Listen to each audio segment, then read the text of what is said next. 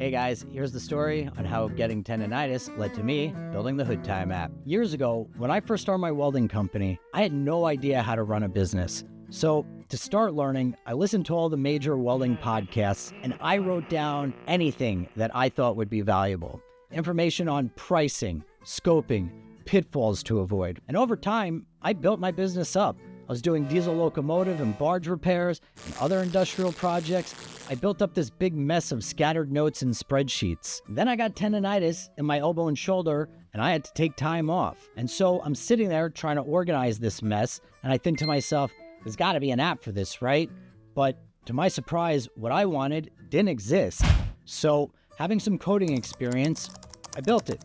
Now, instead of digging through piles of notes, I can find any job detail in seconds. The app that I built for my business became Hood Time.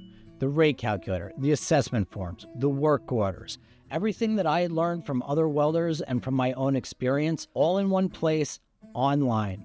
It's simple and built for small shops. Try it free for 10 days, no credit card required. HoodTimeapp.com. Thanks for watching.